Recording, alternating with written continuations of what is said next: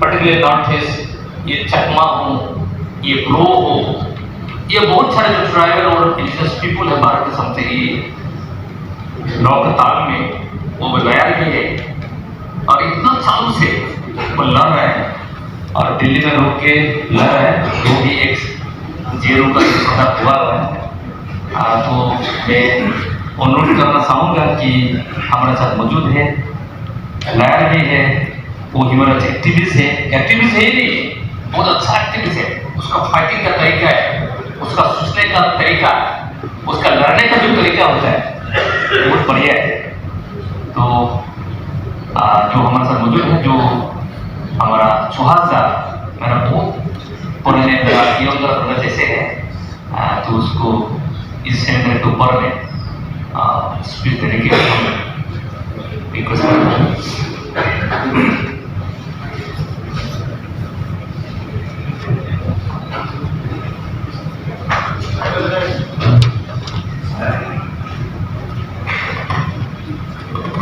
Thank you, Honorable Chairman and Dr. Sharmati. जितने सारे मेहमान हैं, रफीम है, समुद्र जी है, निरुपम जी, आदित्य है। एक्चुअली राभा जो कम्युनिटी है, उनका साथ मेरा संपर्क बहुत सालों से है। उस टाइम पे हम पहली बार जॉब मिले, तब तंकेश्वर रावत जी आरसी का प्रेसिडेंट हुआ करता था और हमारे सामने एक विषय था कि ये जो राभा हसन ऑटोनमस काउंसिल है, इसका बारे में क्या किया जाए, क्योंकि ये एक्ट 1995 में आया था और इसको इम्प्लीमेंट नहीं हो पा रहा था और गुवाहाटी हाई कोर्ट में उसका कॉन्स्टिट्यूशनल वैलिडिटी लेके चैलेंज किया हुआ था। तो उस टाइम और एक राभा थे, शब्द राभा और तंकेश्वर जी आए, तो हम एक सीनियर एडवोकेट थे HNT खू करके सुप्रीम कोर्ट का, तो उनसे हमने लीगल ओपिनियन लिया। एक्चुअली काफ़ी सस्ते में लिया था, पर it was an excellent legal opinion जो कोर्ट में जाके हमने फाइल किया और जब जजमेंट आया, उसके बाद ये Rabha Hasong autonomous district council का इलेक्शन कराने के लिए प्रोसेस शुरू हुआ। तो उसी टाइम तंकेश्वर जी ने मुझे इनवाइट किया और राभा स्टूडेंट यूनियन का मेरे ख्याल से 85 एनिवर्सरी था, तो मैं खुद ग्वालपारा में गया था।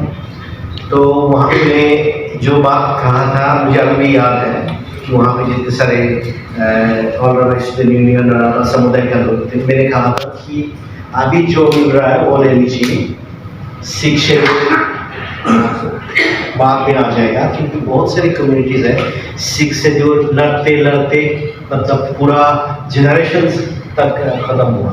तो जैसे आपने कहा कि 53 के बाद फिर बौद्धन जब शुरू हुआ 50 का ऑलमोस्ट गैप, तो उस टाइम हमने कहा था कि जो अगर Rabha Hasong autonomous district council आता है, ये एटलीस्ट कहते हैं बिल्डिंग स्पेस। तो मेरे ख्याल से वो बिल्डिंग स्पेस आज हमें यहाँ नजर आ रहा है। आप सोचिए अगर राभा कम्युनिटीज़ को और राभा हसन ऑटोनमस काउंसिल नहीं मिलता, वहाँ पे थोड़ा रिसोर्सेज नहीं आता, यहाँ पे मीटिंग करना कितना सारी दिक्कतें होती। तो इट मीन्स जो सिक्स शेड्यूल या ऑटोनमस काउंसिल आता है वो अपने आप में एक सेल्फ एम्पावरमेंट है। तो इसलिए मेरे ख्याल से अभी जो सिक्स शेड्यूल का आप डिमांड कर रहे हैं वो एक सही वक्त पे आया। तो हमें ये सोचना चाहिए, याद रखना पड़ेगा, ये ग्वालपारा जो डिस्ट्रिक्ट है जहाँ पे राभा समुदाय का है कानपुर में, वो एक्चुअली असम में जितना भी माइग्रेशन हुआ है वो माइग्रेशन का रूप रहा है। आप 1872 का सेंसस रिपोर्ट देखिए, 1881 का सेंसस रिपोर्ट देखिए, इन्होंने 1931 का कहा था। इंडिया में पहली बार जब सेंसस हुआ था 1872 में, उस पर सारे स्टेट्स में कवर नहीं हुआ था, सारे एरियाज पे। 1881 में सारे स्टेट्स ऑलमोस्ट कवर हो गया था। तो मैं जब एक्चुअली मेरा रिसर्च का दौरान में पढ़ रहा था, मैंने देखा उस टाइम पे एक कम्युनिटी का हम नहीं लेते, ये जो आदिवासी है छोटनागपुर प्लेटू से लेके महाराष्ट्र से लेके कैसे लेके गया और कितना उनका सहना पड़ा जो थी काम करने, वो उस टाइम जो राभा कम्युनिटी था ग्वालवारा एरिया में उसी माध्यम से जाता था। तो अगर आप उसको अभी भी पढ़ते हैं, ये जो सेंसरशिप होता है, आप इमेजिन कर सकते हैं कि उस एरिया में मतलब राभा कम्युनिटीज कैसे थे। और आप सोचिए 1871 के बाद अगर हम आज 2024 में बात कर रहे हैं, ऑलमोस्ट 150 साल की बाद भी राभा कम्युनिटी ऑलमोस्ट वही है। और इसलिए है क्योंकि एक्चुअली जितना भी माइग्रेशन हुआ है उतना मैं ये कहूँगा कि एडाप्टेशन के लिए हमारा जो जीवन है, हमारा जो संस्कृति है, हमारा जो अलग आइडेंटिटी है, कल्चरल प्रैक्टिसेस है, उसमें उतना फर्क नहीं पड़ा है। पर ये बात है कि अगर हम 1871 से लेके देखते हैं, क्योंकि उसी टाइम पे भी सेंसस हुआ था, कि राभा कम्युनिटी कैसे सर्वाइव किया हुआ अपने आप में एक चैलेंज है। लेकिन मैं ये कहूँगा, डिटेल तो पता है कि full excluded areas, partial excluded areas के बारे में मैं ये कहूँगा कि माइग्रेशन के साथ रहना और अपने आइडेंटिटी रखना इतना इजी बात नहीं है। तो वो जो चैलेंज है मेरे ख्याल से अब नया रूप लिया है। कैसे नया रूप लिया है? आपको पता है कि इंडो बांग्लादेश बॉर्डर फेंसिंग है, माइग्रेशन भी पिछले साल डिजिटाइजेशन का चलते उतना इजी नहीं है। अगर आप ग्वालपारा में देखते हैं, आप गुवाहाटी में जाते हैं, सबसे दो बड़ा चैलेंज राभा कम्युनिटी फेस करती है। एक चीज है कि वो इंटरनल माइग्रेशन, कि गुवाहाटी शहर तो बढ़ रहा है। जैसे दिल्ली हम जब आए थे, मैं जिस एरिया में रहता हूँ वेस्ट दिल्ली में, कितना दूर लगता था जो वेस्ट दिल्ली में जौनपुरी एरिया में। हम सेंट्रल दिल्ली में रहते थे, हम खुद मूवी देखने के लिए नहीं जाते, कितना दूर लगता। आज जो शहर का बीच में है, वहाँ से 50 किलोमीटर जाके पूरा हरियाणा बदल गया, फैल गया है। तो यह नेचुरल चीज है। जब अर्बनाइजेशन शुरू होगा तो आपका जो सबसे बड़ा प्रेशर आएगा वो एक्सटर्नल माइग्रेशन से नहीं आएगा, शहर बढ़ेगा। आप लोगों को मेरे से ज्यादा पता है कि कितना स्पीड से बढ़ रहा है, कितना हाईवे आ रहा है, और ये सारी चीजें आपका ऊपर क्या इम्पैक्ट पड़ेगा मेरे से ज्यादा आप लोग जानते हैं। और उसके लिए हम तैयार नहीं है, एजुकेशनली तैयार नहीं है, इकोनॉमिकली तैयार नहीं है, मेंटल स्टेटस भी तैयार नहीं है। हम वही के वही है, आलसी है। किसी तरह साल गुजर जाए उतना ही काफी है।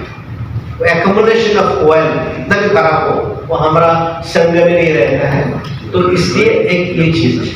दूसरा चीज सबसे बड़ा जो आएगा, असम में डेमोग्राफी का चलते पूरा हिस्ट्री बदल गया है, क्योंकि असमीज जो कम्युनिटी है उनका आइडेंटिटी कुछ चैलेंज में है। और वो चैलेंज इसलिए हुआ है क्योंकि ब्रिटिश जमाने से लेके पार्टीशन का बाद और स्टील विक्री, फिर ये जो माइग्रेशन है ब्रिटिश जमाने से लेके टी गार्डन करने के लिए जितने सारे माइग्रेशन हुआ है, असम का डेमोग्राफी चेंज हो गया। और उसके बाद 47 में कितना लोग आया, 71 में कितना लोग आया, और लगातार जो आते रह रहा है। तो अगर आप देखते हैं कि आप आसामीज है तो आप नॉर्थ असम में जाइए, जो अपर असम कहते हैं। अपर असम में तो ऐसी स्थिति आ गया कि वहां पे आदिवासियों का संख्या इतना बढ़ गया है। अगर आदिवासी शेड्यूल ट्राइब होता है, आसामीज इलेक्शन नहीं जीत सकते, ये जीत नहीं सकते। तो असम में सबसे बड़ा जो मुद्दा है, ये जो 6 कम्युनिटीज है, कोच राजवंशी, टी ट्राइब तो कभी हो नहीं सकता है क्योंकि उनका अपना आइडेंटिटी है। तायोम और जो मोरम चुटियास, ये जो 6 कम्युनिटी को अगर शेड्यूल ट्राइब स्टेटस दिया जाता है, असम का कैरेक्टर ही चेंज होगा। लेकिन ये नहीं होगा तब भी असम का जो ओरिजिनल मूलवासी है, खिलमजी है, उनका आइडेंटिटी में कैप्चर है। तो इसको कैसे नेविगेट करेगा, मेरे ख्याल से द मोस्ट सीरियस, इस पे कोई सोल्यूशन नहीं है, प्रॉब्लम है। लेकिन मैं जो चीज देखता हूँ कि अगर ये 6 कम्युनिटीज अगर शेड्यूल ट्राइब्स बन जाता है तो जितने सारे रावा, हासर ऑटोनॉमस काउंसिल, दीवा autonomous council, Bodoland territorial council, जितने सारे ऑटोनॉमस काउंसिल है उसका मीनिंग खत्म हो जाएगा, उसका डेफिनेशन ही खत्म हो जाएगा, ट्राइबल का डेफिनेशन खत्म हो जाएगा। तो 2 चैलेंज जो रावा कम्युनिटीज में आ रहा है, एक है कि इंटरनल माइग्रेशन, अर्बनाइजेशन, डेवलपमेंट जिसको हम ये करते हैं, और दूसरा जो 6 कम्युनिटीज में है जो असम का खुद विक्टिम ऑफ माइग्रेशन, जो कैरेक्टर चेंज हुआ उसका चलते ही चेंज हो जाएगा। तो मैं ये कहूँगा इस चैलेंज को हम कैसे ये करें। मेरे ख्याल से government of Assam north east में जितने सारे लोग हैं, जितने सारे नॉर्थ ईस्ट के स्टेट्स हैं, और ट्राइबल होते हुए भी ट्राइबल का अधिकार के बारे में बात करना नहीं चाहते। कोई सिख से दूर का मांगता है, लगता है कि वह एक अलग इंडिपेंडेंट राष्ट्र क्रिएट कर रहा है। अगर हम आज के डेट में देखते हैं जितने सारे भारत सरकार के प्रोग्राम है, सारे डिप्टी कमिश्नर इंप्लीमेंट कर रहा है, डिस्ट्रिक्ट मजिस्ट्रेट इंप्लीमेंट कर रहा है, स्टेट गवर्नमेंट का बाहर जाके सेंट्रल गवर्नमेंट डायरेक्ट फाइनेंस कर रहा है, उसमें कोई दिक्कत नहीं है। लेकिन अगर आप सिख शेड्यूल की बात करते हैं तब लगते हैं कि आप कुछ अलग से मांग रहा है। सिख शेड्यूल क्या है? सिख शेड्यूल में 2 ही इशू, एक आप ऐसे इंस्टीट्यूशन क्रिएट कर दो जिसमें लोग अपने आप को कुछ सरकार से रिसोर्स मिलने के बाद ह्यूमन डेवलपमेंट कर सकें। आप जो रावा कम्युनिटीज देख रहे हैं, अगर रावा ऑटोनॉमस काउंसिल आया है और वहां पे 500 लोगों को नौकरी मिला है, 500 फैमिली ऊपर जा रहे हैं और उनका कुछ प्रोग्राम इंप्लीमेंट हो रहा है, सबको मिल रहा है जो आम तरीके से नहीं मिलता है। इसलिए कॉन्स्टिट्यूशन में ये प्रोविजन क्रिएट किया है कि जो वल्नरेबल है उसके लिए आप पॉजिटिव डिस्क्रिमिनेशन कर सकते हैं। तो वो जो इशू है, हम और हमारा यहाँ पे जितने सारे सरकार है नॉर्थ ईस्ट में, अगर आप ये मुद्दा बताते हैं उसमें दादा फसाद हो जाते हैं। आप मणिपुर में देख रहे हैं क्या स्थिति है, बहुत सारी कम्युनिटीज में नॉर्थ ईस्ट में अगर ये डिमांड करने लगेंगे दादा फसाद के अलावा कुछ नहीं हो सकता है। Whereas जो सिख शेड्यूल है वो एक करीब vehicle for decentralisation and human development, वो हम नहीं करते हैं। अब कम्युनिस्ट कंट्री होता तब भी करते हैं, बिकॉज लोगों का जो जरूरतें हैं वो आपको एड्रेस करना है। चाइना डिक्टेटोरियल कंट्री है, लेकिन आप क्या देखते हैं?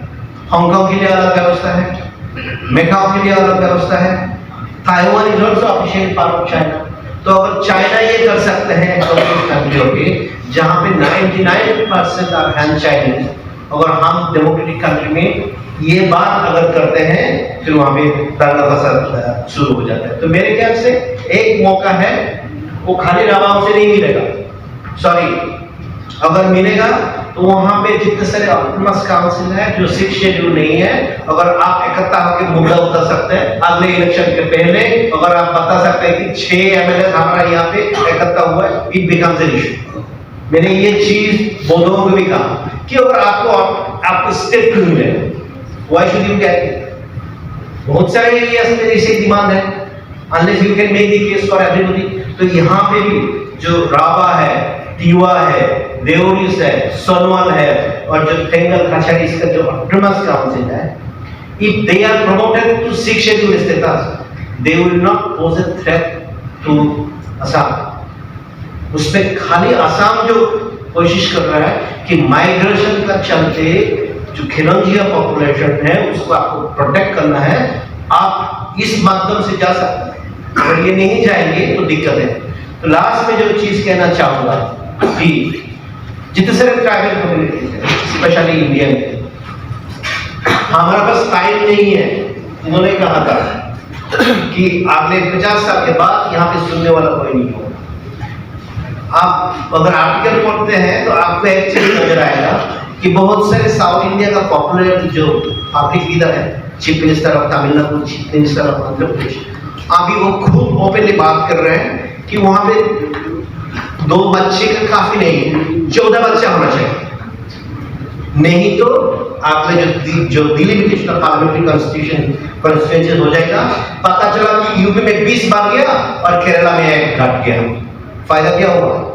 इन डेमोक्रेसी आपका जनसंख्या चाहिए, तो तो आप क्या करें? तो हमारा जनसंख्या 100, यहाँ पे जो हमारा जो 140 करोड़ लोग है, कितना मारेंगे? और यहाँ पे जो 4-5 लाख राबा है उनका कितना मारेंगे?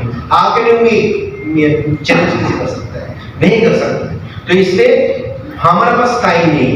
आपको खाली ये समझना है कि कोलंबस से लेके इंडस्ट्रियल रेवोल्यूशन तक हमारे पास कोई नहीं पहुंचा था, तो हम जैसे है ऐसे ही चलता रहा। दैट इज व्हाई 1887 को अगर सेंसस का बात कर रहा हूँ, अभी भी हम क्यों रहे? क्योंकि हमारा जीवन पे कोई आके इंटरफेरेंस नहीं किया, इसलिए हम बातचीत हुए। इंडस्ट्रियल रिवॉल्यूशन आया, हमारे पास पहुंचा ही नहीं। हमारे पास टेलीविजन कब पहुंचा, रेडियो कब पहुंचा? हमारे पास इंडस्ट्रियल रिवॉल्यूशन, तो इंडस्ट्रियल रिवॉल्यूशन खत्म हो चुका है। उसके बाद इंफॉर्मेशन टेक्नोलॉजी का रिवॉल्यूशन आया, वो हमारे पास पहुंचा नहीं पहुंचा। हमारा यहाँ पे अभी पहली बार वो डिजिटल कनेक्शन जो है उस पर हमारे पास खाली पहुंचा है। इंफॉर्मेशन टेक्नोलॉजी पैसे देने का और लेने का जो QR कोड है, उसका अलावा कुछ डिजिटाइजेशन पहुंचा है हमारे पास? नहीं पहुंचा। आर वी प्रिपेयर हम कि ये डिजिटलाइजेशन जो है, इंफॉर्मेशन टेक्नोलॉजी है, उसका हम तैयार है? ले पाए? नहीं ले पाए। वो भी खत्म हो चुका है। Information technology is offer. अभी क्या चल रहा है? अभी चल रहा है आर्टिफिशियल इंटेलिजेंस। तो अगर हम इंफॉर्मेशन टेक्नोलॉजी नहीं समझते हैं तो आर्टिफिशियल इंटेलिजेंस कैसे यूज करेंगे? मुझे तो बहुत दिक्कतें होता है। कुछ दिन पहले मैं मीटिंग में जा रहा था, उसने अपना आर्टिफिशियल इंटेलिजेंस को माइक्रोसॉफ्ट में पता नहीं कैसे फिक्स किया, और उसने एक्चुअली कमांड दे दिया एंड मेरा जो काउंटर पर था वो ऑटोमेटिकली रिकॉर्ड कर रहा है। मुझे पता ही नहीं था, आई थॉट कि ही वाज फिजिकली दिया। तो ये जो चैलेंज है तब भी हो सकता है अगर हमारा पास अपना जमीन का अधिकार। तो 6 शेड्यूल जो है वो बहुत जरूरी है, लेकिन अगर BTC का अलावा, BTC जैसे 6 शेड्यूल हुआ तो आप भूल सकते हैं, क्योंकि BTC में तो 6 शेड्यूल है लेकिन लैंड राइट्स का कुछ है नहीं। तो फायदा क्या होगा? Except allocation of bigger budget, कुछ तो हुआ नहीं, क्योंकि अभी भी you are govern by this Assam tribal land regulation of 1881। तो इसलिए मेरे ख्याल से एटलीस्ट कुछ रिसोर्सेज मिलता है तो हम मतलब अपना जो संस्कृति है रुक सकते हैं। जितने सारे सरकार है, जितने सारे पॉलिटिकल पार्टीज को ये सोचना चाहिए कि दुनिया में डाइवर्सिटी को प्रिजर्व करना है, मैकडोनाल्ड नहीं बनाना है। अगर हम मैकडोनाल्ड नहीं बनाना चाहते हैं तो हमें 6 शेड्यूल देने का बहुत जरूरी है।